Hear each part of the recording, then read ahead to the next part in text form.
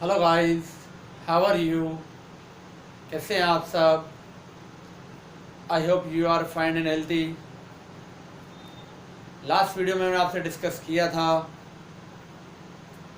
Zero order and first order की जो rate constant होता है उसको फाइंड करने की टेक्निक्स के बारे में डेरिवेशन हमने किया था।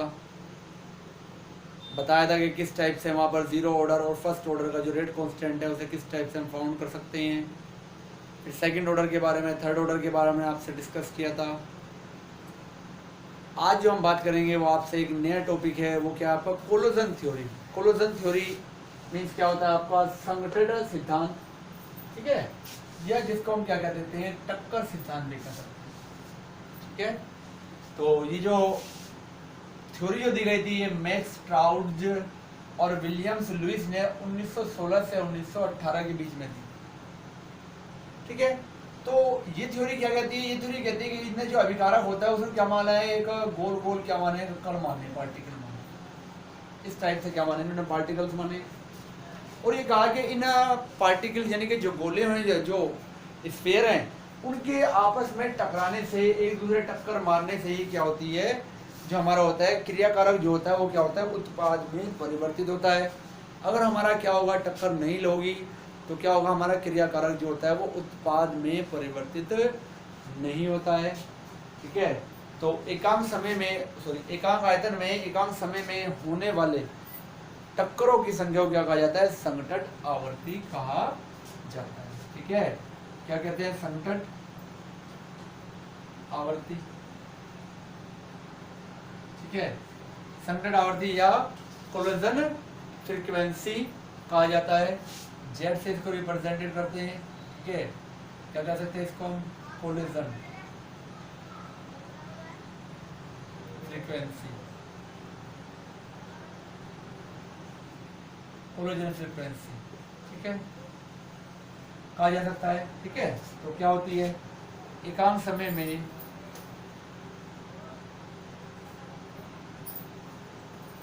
एकांक आयतन में, एकांक समय में एकांक आयतन में होने वाली टक्करों की संख्या, ठीक है, क्या कहलाती है, वो संघटन आवर्ती कहलाती है, ठीक है। The number of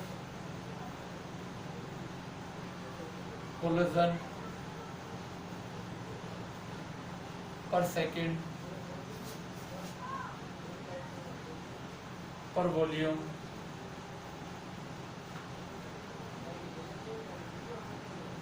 of the reaction, ठीक है, आर नोन एज या आर कॉल्ड, ठीक है, क्या, कोलिजन फ्रीक्वेंसी, क्या कहलाएगी, वो कोलिजन फ्रीक्वेंसी कहलाएगी, ठीक है। एकांक समय में जो हमारा रिएक्शन होगी, क्रिया, जो हमारी अभिक्रिया के एकांक आयतन में होने वाली टक्करों की संख्या, या ठीक है, जो कोलिजन हो रहा है उसे क्या कहते हैं हम, कोलिजन थ्योरी कहते हैं, ठीक है। तो अब बात हम करते हैं कि जो टक्कर होती है तो वो तो बहुत सारी हो सकती है। अब अगर हम किसी गैसियस सिस्टम की बात करें, गैसियस सिस्टम, गैसीय तंत्र की बात करें अगर हम, तो गैसीय तंत्र की बात करें तो गैसीय तंत्र में 10 की पावर 25 से 10 की पावर 28 जो टक्कर है वो पर सेकंड हो सकती है। अब जब इतनी हायर क्या हो जाएगी, आपका जो टक्कर होगी इतनी मोर क्वांटिटी में, तो रिएक्शन जो हो जाएगी ना वो वेरी लो टाइम में कंप्लीट हो जाएगी, बहुत अल्प समय में।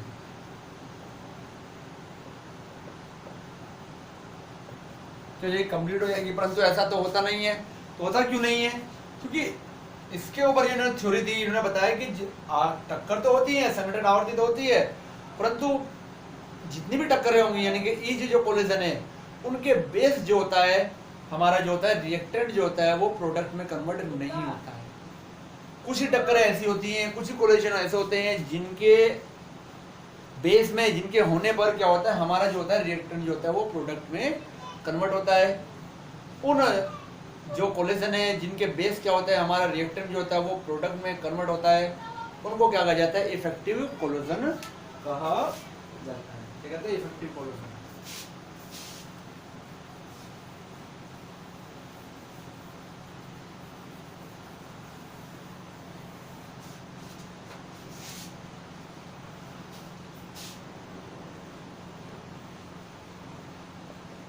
इफेक्टिव कोलिजन, ये प्रभावी टक्कर।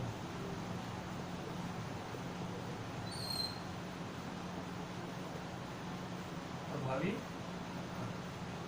ठीक है। द कोलिजन लिख सकते हैं, डेफिनेशन लिखना चाहे तो द कोलिजन, ठीक है, which are actually capable to transforming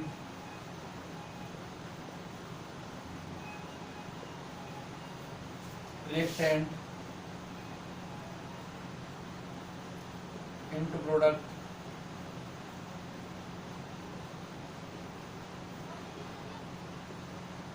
are called effective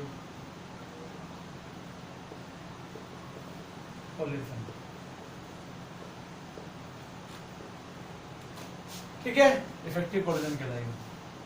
यानी कि हिंदी में लिख सकते हैं हम, वह टक्करें जिनके फलस्वरूप क्रियाकारक क्रियाफल में परिवर्तित होता है, सक्रिय टक्कर।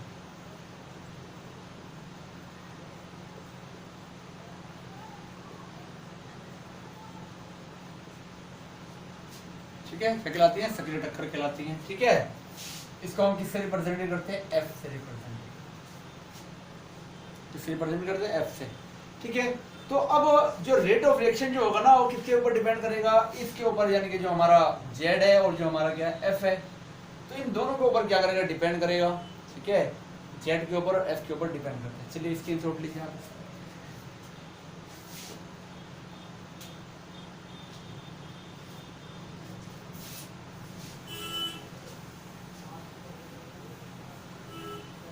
ठीक है, अगर हम रेट ऑफ रिएक्शन की बात करें,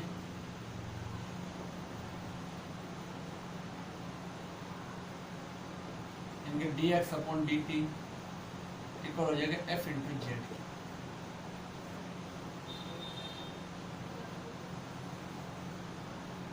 इनके एकांक आयतन में होने वाले टक्करें और प्रभावी टक्करों के बीच क्या होता है, हमारे जो होता है रेट ऑफ रिएक्शन, यानी कि हमारा जो रिएक्टेंट जो होता है वो प्रोडक्ट में कन्वर्ट होता है। ठीक है,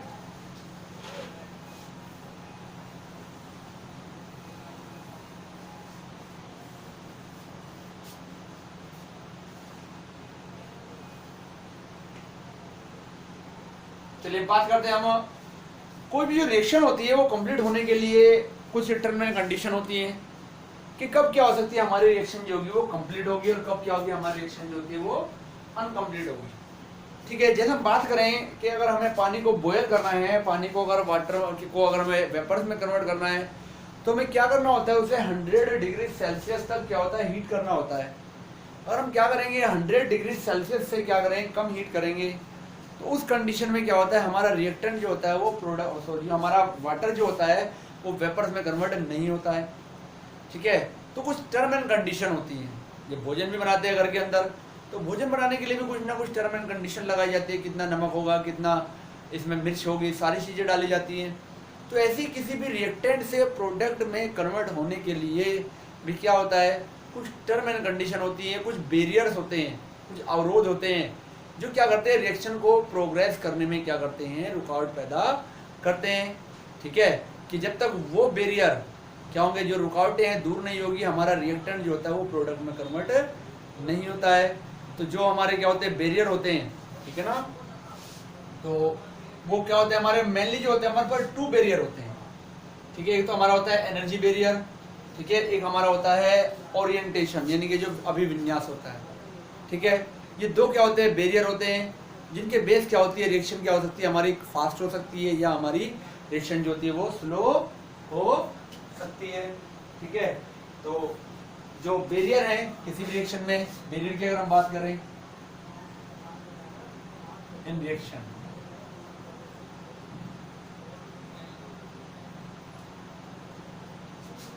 अभिक्रिया अवरोध,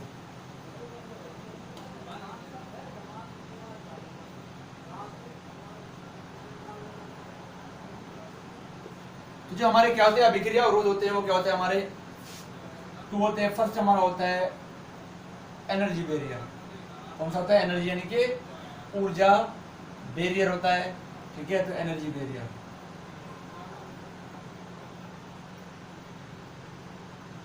ऊर्जा अवरोध,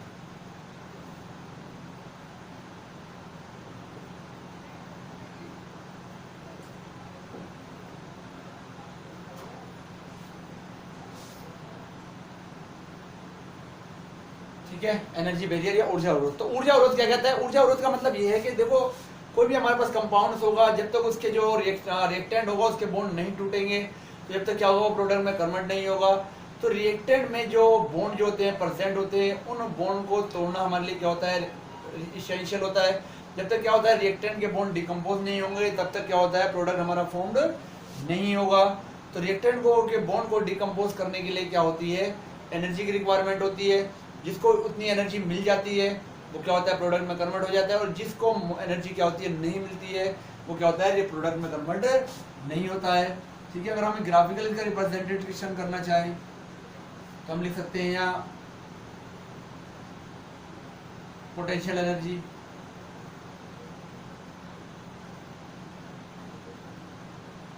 स्थितिज ऊर्जा और रिएक्शन प्रोग्रेस,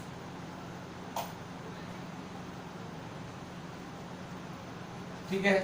ये पोटेंशियल एनर्जी है और ये आपका रिएक्शन प्रोग्रेस है। तो हमारे पास क्या होता है, मान लें कि हमारे पास ये रिएक्टेंट से प्रोडक्ट फॉर्म हुआ, तो ये जो पॉइंट है यहाँ पर, ये पॉइंट जो होता है आपका इंटरमीडिएट कंडीशन होती है, हमने पहले ही बात की थी आपसे, इंटरमीडिएट स्टेट है। मीन्स यहाँ पर जो है ना क्या होते हैं बॉन्ड जो होते हैं, यानी कि जो रिएक्टेंट होता है ना तो रिएक्टेंट होता है और ना ही प्रोडक्ट होता है। रिएक्टेंट के बॉन्ड क्या होते हैं लगभग डिकम्पोज हो चुके होते हैं, और प्रोडक्ट के बॉन्ड जो होते हैं वो फॉर्म होना स्टार्ट हो जाते हैं। तो ये जो होता है एनर्जी बैरियर, इसको कहा जाता है देहली ऊर्जा। क्या कहा जाता है, देहली ऊर्जा या थ्रेशोल्ड एनर्जी कहते हैं इसको।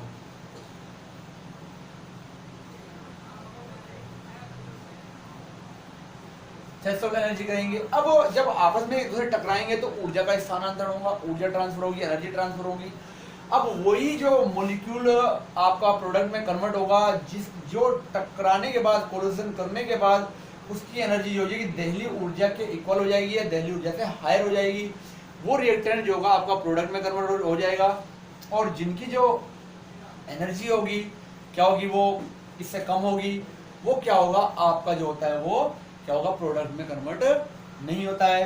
तो पहला क्या बैरियर होता है आपका, एनर्जी बैरियर होता है, कि जो थ्रेशोल्ड एनर्जी या जिससे ज़्यादा हायर एनर्जी जिसके पास आ जाती है तो क्या होता है प्रोडक्ट में कन्वर्ट हो जाता है, और जिसके पास क्या आती है उससे कम एनर्जी रहती है वो क्या होता है आपका जो प्रोडक्ट में कन्वर्ट नहीं होता है, ठीक है। तो जिनके बेस क्या हो रहा है आपका, जिनको एनर्जी मिल रही है, तो अभी हमने बताया कि प्रत्येक टक्कर के बेस यानी कि कोलिजन के बेस क्या होता है आपका प्रोडक्ट फॉर्म नहीं होता है। उसका कारण यही है, कारण क्या है कि एनर्जी जिनको मिल जाती है वो प्रोडक्ट में कन्वर्ट हो जाएंगे, और जिनकी एनर्जी कम रह जाएगी, लोअर रह जाएगी, वो प्रोडक्ट में कन्वर्ट आपके नहीं होते हैं। तो पहला बैरियर क्या आपका एनर्जी बैरियर है, जिसके बेस हम क्या कर सकते हैं, ठीक है, यहाँ पर प्रोडक्ट की बात कर सकते हैं, ठीक है। तो पहला ये स्क्रीनशॉट लेना चाहिए, ले सकते हैं आप।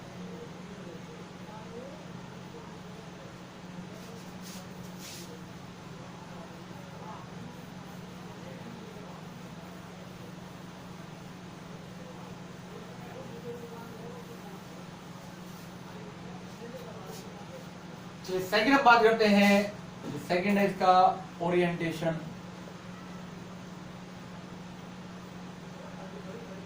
बैरियर,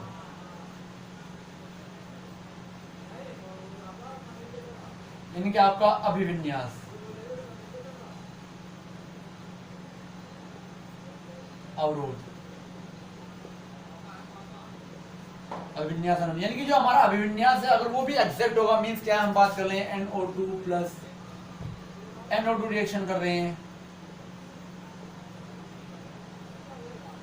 क्या बना रहे हैं, N2O4 बना रहे हैं, ठीक है।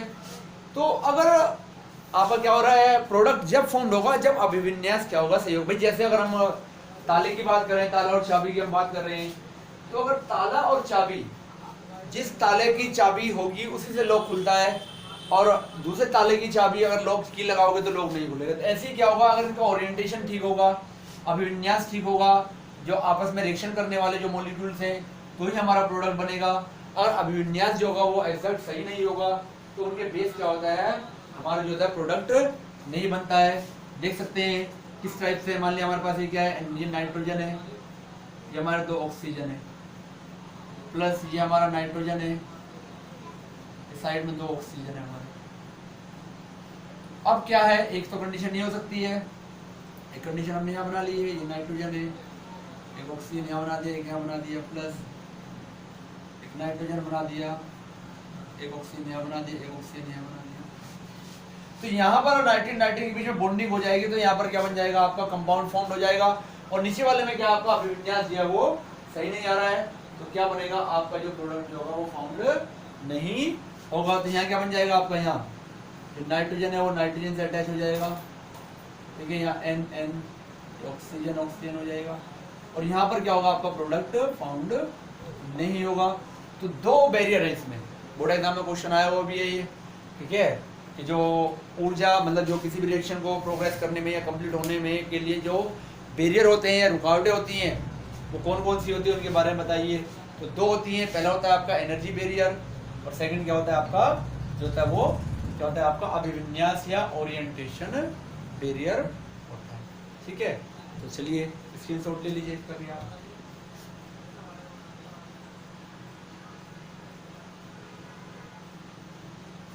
तो इसको इफेक्टिव कोलोजन कहा जा सकता है, और नीचे वाले को नॉन इफेक्टिव कह सकते हैं, और भारी हो है।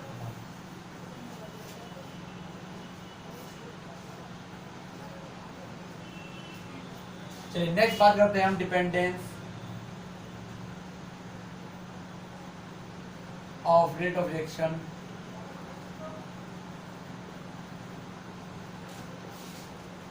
ऑन टेम्परेचर, ठीक है।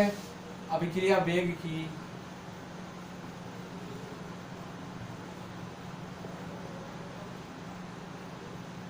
ताप पर निर्भर करता है,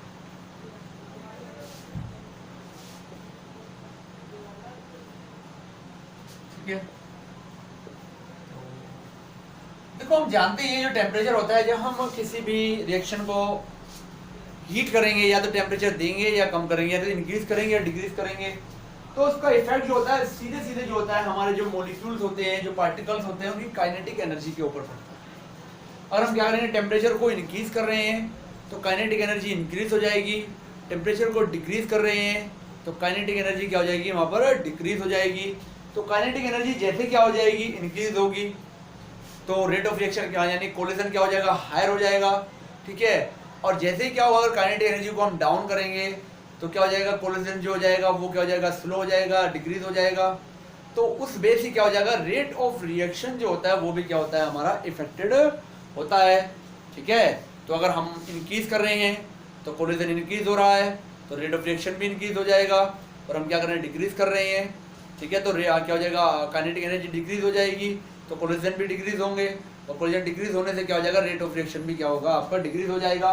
नॉर्मली ये देखा गया है जब हम क्या करते हैं 10 डिग्री सेल्सियस, ठीक है, 10 डिग्री सेल्सियस की क्या करते हैं हम वृद्धि इंक्रीजमेंट करते हैं, तो क्या होता है 2 to 3 टाइम्स क्या होता है, हमारा जो रेट ऑफ रिएक्शन जो होता है इंक्रीज हो जाता है, ठीक है। तो वैसे और भी एक्सपेरिमेंट किए गए हैं कि एक्सपेरिमेंट किया गया, एक जो किया गया 273 पर किया गया और एक 298 केल्विन पर किया गया। ठीक है, दोनों पर जब जस्टिफिकेशन किया गया तो 45 टाइम्स जो रेट ऑफ रिएक्शन था वो क्या हो गया, इंक्रीज हो गया, 45 गुना क्या हो गया, रेट ऑफ इंक्रीज हो गया। ठीक है, लेकिन हम 10 डिग्री की बात करेंगे केवल, तो 10 डिग्री सेल्सियस की बात करते हैं क्योंकि इसके बेस क्या निकाला गया है, एक कांस्टेंट है या कोफिशिएंट को फाउंड किया गया है, तो हम क्या करेंगे, केवल उसी की बात करेंगे।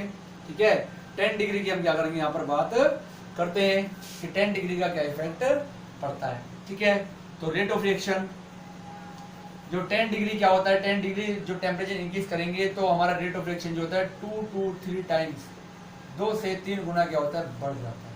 2 to 3 टाइम्स क्या होता है, हमारा बढ़ जाता है।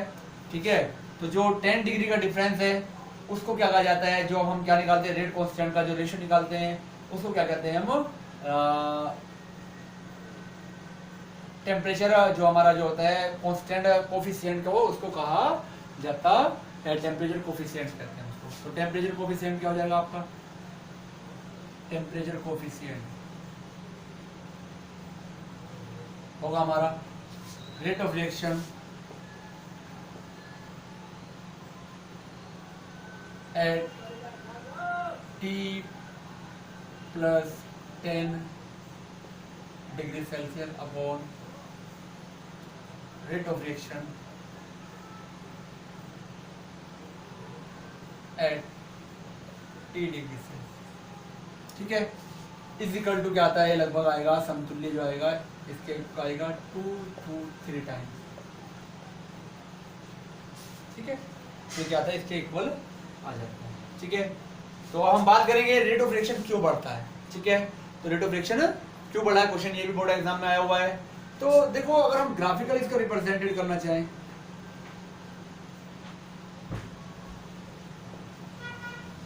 ठीक है, तो ग्राफिकल हम क्या कर सकते हैं, यहाँ पर रिप्रेजेंटेड कर सकते हैं फ्रैक्शन ऑफ मोल्स अणुओं का अंश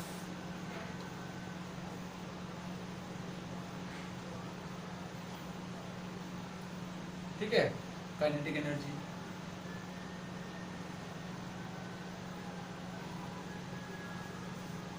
इन दोनों के बीच में हम क्या कर सकते हैं, जो है ना, यहाँ पर एक आरेख खींच सकते हैं।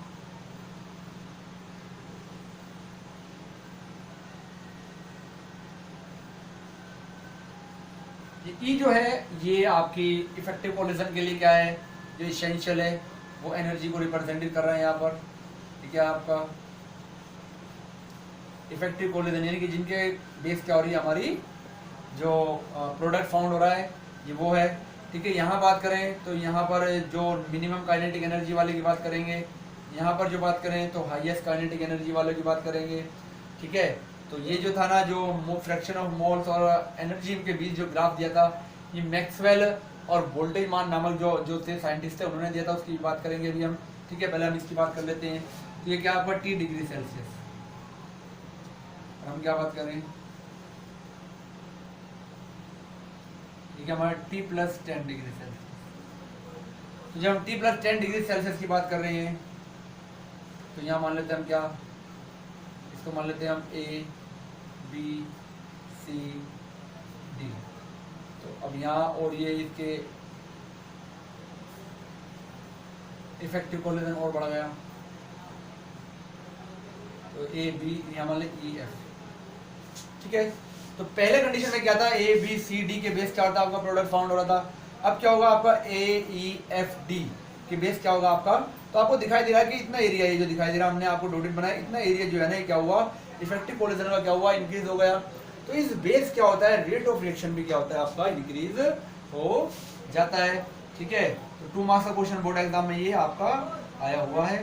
ठीक है, तो ग्राफिकल ग्राफ के साथ आपका क्या है, ये क्वेश्चन आया हुआ। ठीक है, चलिए स्क्रीनशॉट लीजिए इसका।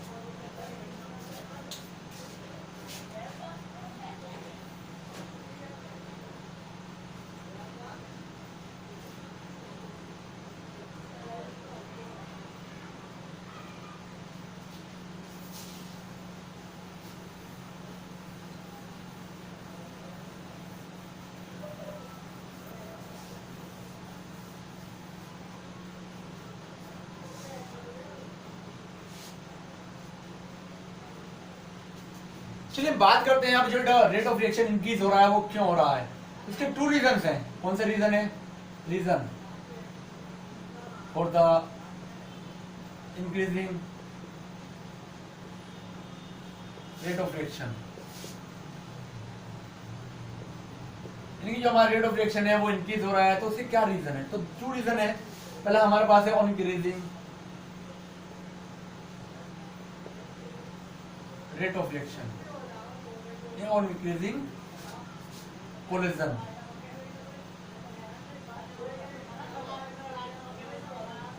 फ्रीक्वेंसी जो होता है हमारा, प्रभावी जो होता है हमारा जो होता है, ठीक है, फ्रीक्वेंसी जो होता है कोलिजन फ्रीक्वेंसी, उसकी बात कर सकते हैं हम। ठीक है, क्या हो रहा है? जो संघटक आवर्ती है।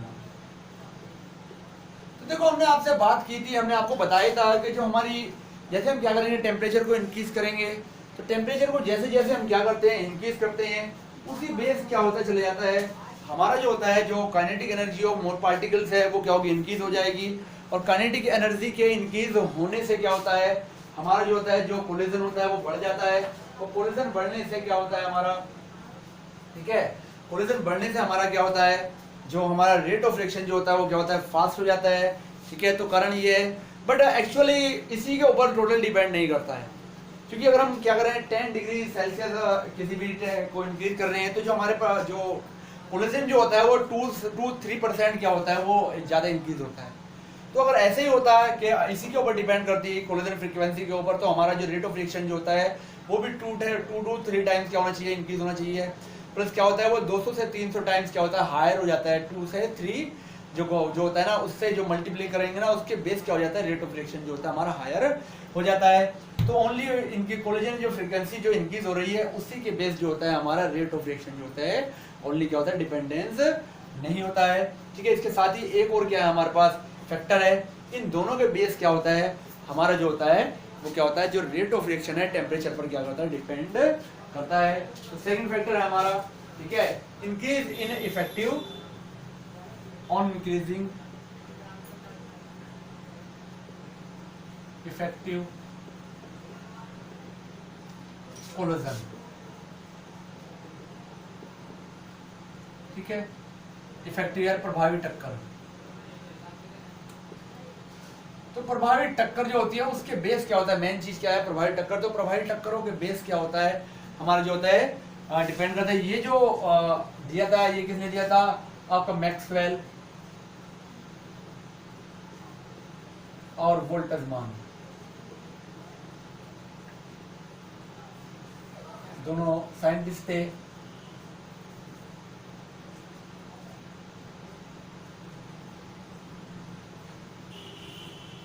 बोल्ट्जमान ने ये दिया था। इन्होंने क्या बताया था, इन्होंने क्या किया था, एक ग्राफ बनाया, ग्राफ लिया, ठीक है, एनर्जी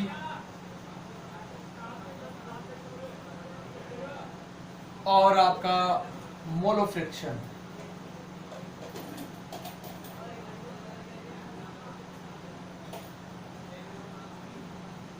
अणुओं का अंश,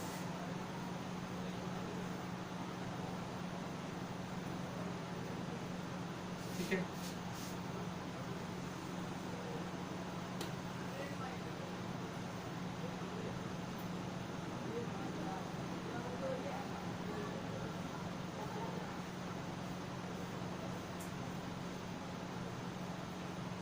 एनर्जी,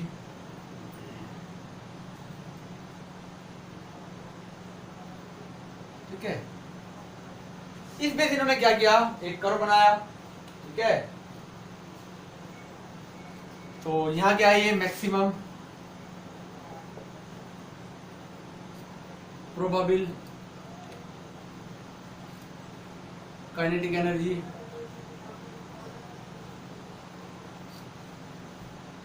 यहां पर इफेक्टिव कोलिजन,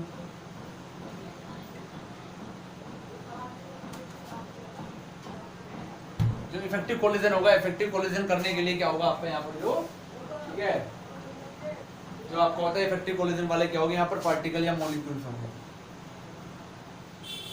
ठीक है। तो इन्होंने ये बताया कि यहाँ पर जो मिनिमम काइनेटिक एनर्जी है और हाईएस्ट जो काइनेटिक एनर्जी है, वहाँ पर जो होते हैं ये जो है ना, ये तो इनकी वैल्यूज जो होती है बहुत कम होती है। और जो थ्रेशोल्ड एनर्जी है जिसकी बात की थी, तो जो मोल फ्रैक्शन होता है, जो मैक्सिमम जो मोल्स होते हैं ना, अणु जो होते हैं, जो मोल्स होते हैं, उसमें क्या होती है, एक ऐसी एनर्जी होती है जो क्या होती है हमारी, क्या होती है, इफेक्टिव कोलिजन करने के लिए क्या होती है, कैपेबल होती है। और उस इफेक्टिव जो कोलिजन होता है उसके बेस क्या होता है, हमारा जो रिएक्टेंट जो होता है वो क्या होता है, प्रोडक्ट में कन्वर्ट हो जाता है। ठीक है, तो ये क्या होता है, हमारे पास काफ़ी सफिशिएंट क्वांटिटी में होता है। इस बेस जो होता है कि हम क्या करते हैं, टेम्परेचर को इंक्रीज करते हैं, तो जो आपस में टकराते हैं तो एनर्जी में ट्रांसफर होता है, और ये जो हमारा वैल्यूज जो होती है वो इंक्रीज होती चली जाती है। इसके इंक्रीज होने के बेस हमारा क्या होता है, जो रेट ऑफ रिएक्शन जो होता है वो क्या होता है, वो हमारा जो होता है इंक्रीज होता चला जाता है। ठीक है, तो जो रेट ऑफ रिएक्शन है वो दो चीज़ों पर डिपेंड करेगा, और जो हमारे कोलिजन फ्रीक्वेंसी है और जो हमारा क्या है इफेक्टिव कोलिजन है, इन दोनों के बेस क्या होता है, हमारा रेट ऑफ रिएक्शन जो होता है डिपेंड करता है। इस रीजन से 10 डिग्री सेल्सियस हम क्या करते हैं, जब टेम्परेचर को इंक्रीज करते हैं तो इन दोनों रीजन के बेस हमारा जो रेट ऑफ रिएक्शन जो होता है वो 2 to 3 टाइम्स क्या हो जाता है, फास्टर होता चला जाता है। ठीक है, स्क्रीनशॉट ले लीजिए आप इसका।